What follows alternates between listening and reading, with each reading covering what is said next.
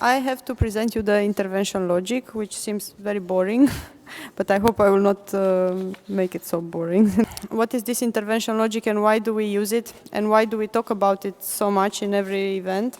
It is because it is the result orientation is the new programming period principle. So all programs, including the new transnational program, is result oriented. And this result orientation stems from the theory of change, which illustrates how and why a desired change is expected to happen in a particular context. Every project has to, which is approved under the Danube transnational program, has to contribute and has to be linked, better said, to the intervention logic of the program. This is part of the assessment, and it's quite a big part of the assessment because it's part of the relevance, you will see later on, and also part of the strategic assessment when we go into each element of the intervention logic. Both for the program and also for the project, the intervention logic reflects the path of the project or the program and the steps that are leading to the change that the project is proposing. Why we are talking about change? In the morning I said that all transnational projects come from a common need. So the common need is the one that is giving the direction of a project. After you identify your common need, then the next elements are being defined. The objective, the change that you want to produce with your project, the outputs, the work plan, which I will explain later on. In our view, the intervention logic of the project should be transparent, should be simple, sustainable, consistent, and easy to implement. We have often seen intervention logics which are very complicated, not because the project is so complicated, but because the words used are not capturing what. I will give just an example. For example, a project is proposing to do some document in learning interaction through the form of workshops. And instead of calling them workshops for policymakers, they call them policymakers strategic framework, something that was not, we didn't understand what is going to happen behind this strategic framework and so on. They were workshops. So you have to be simple, clear, because all the people who read the proposal, not only the assessors, but also we have a monitoring committee behind, we have auditors who are auditing the program, should understand what we are financing and what is the added value of what we are financing in our program. Why I'm saying that the intervention logic should be sustainable. Sustainability and durability in general, it is something that we are following throughout the entire project implementation, but it has to start with a very good plan in the preparation phase. Meaning that you are planning in your project to produce a certain outputs, a certain number of outputs, which have to be sustained. We had the experience also in the past, not only in Interreg, but also national programs, that strategies were financed, strategies that were never reached the policy level, that were never put in practice. They were financed and then they ended up in a drawer. No one did anything with them.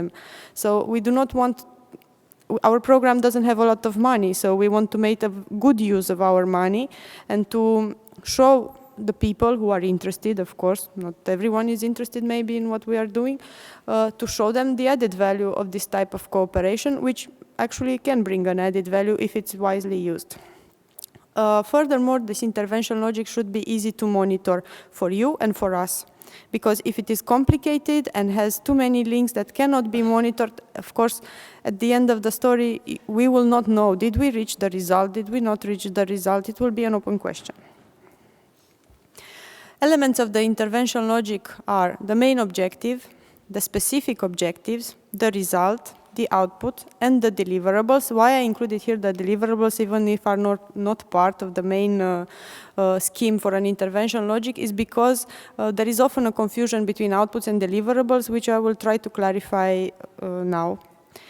The main objective describes the strategic and long-term change that a project wants to achieve. The main objective might be achieved after the project is ending. It's not necessarily to be achieved during the project implementation, because it has a strategic character. The specific objectives are strictly linked to the main objective, are contributing to the main objective, and are achievable during the project implementation. The result constitutes the immediate advantage of carrying out the project, telling about the benefit of using the project main outputs. It shows us and it should capture the change that you desire to achieve through the project. The output is telling us what has actually been produced with the money given to the project. And the outputs always have to be linked to the program output indicators, which I will explain later on. For example, an output is a transnational strategy. For us, it's an output. A deliverable, it's a side product of the project that is feeding into an output that is going to be realized by the project. For example, you are building a strategy and each partner has to come with a country analysis report. The country analysis report is actually the deliverable because it is a side product, it's not the final outcome that you would like to achieve, which is the output, the strategy. This is the difference between the two of them. So outputs are the main outcome of a content work package, but here I would like to stress the fact that not every work package has an output. We make abstraction of work package 1 and 2, which are administrative nature. So we are talking only about content-related work packages. Not every content-related work package has an output.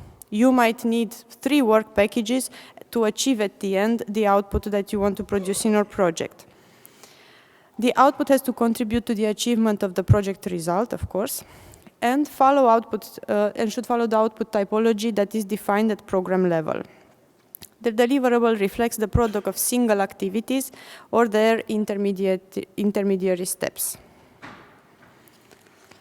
An eligibility criteria, which was stressed before, is that the projects have to contribute to at least 2 output indicators in order to be eligible. One is the mandatory output indicator for all the projects, which is the documented learning interaction, and the other one, it's an output that is chosen by the project. In general, projects are producing almost all the outputs that we have all the typology of outputs that we defined at program level, but it's not mandatory to contribute to all output indicators. A couple of words of how to build actually the intervention logic. Every intervention logic starts with the definition of the main objective and the result. What is my main objective and what do I want to change at the end of the project implementation? I would like one thing to stress here, that the result that is defined by the project has to be one. It's not like in the other programming periods when projects could define several results. Projects have to stay focused and define one result that captures the change. This result has to be linked to the program result indicator. But we are not asking the projects to quantify the project result unless it is possible. There are results which are easy to quantify, like a decrease of 10% in CO2 emission. This is quantifiable. And there are results that have a qualitative type and cannot be quantified. Nevertheless, an analysis of the results of the projects and integration into the program is done at program level. But you have to describe what is the actual contribution of your result to the program output result indicator. And this you have to do in the application form in the dedicated section. After defining these 2 main elements, you have to define the specific objectives of the project. These are maximum 3 in order to keep the project focused, and they have to be directly contributing to the main objective defined. Yes, and that's it. Afterwards, you have to define the project outputs. The project outputs usually are defined together with the work plan. That's why this hierarchy is not necessarily that these are the steps to define an intervention logic. The outputs are part of the work plan and they should be defined when defining the work plan. The outputs have to be linked to the program output indicators, as I said before. And develop the work plan. The work plan is showing us how the objective, result, and outputs are linked to the actual work packages, activities, and timetable proposed by your projects. So always there has to be a clear coherence between these 3. The work plan, as it was said before, is composed by 7 work packages, abstraction being work package 0, which can or cannot be preparation. Some projects might not request preparation costs. We have 2 work packages which are administrative, work package 1 and 2, and maximum 5 work packages for the content. So it's not maximum 5 overall. Overall, there are 7. 8 plus work package 0, 8. Each work package, in each work package, you can define maximum 5 activities, not more. That's why we always say you have to stay focused.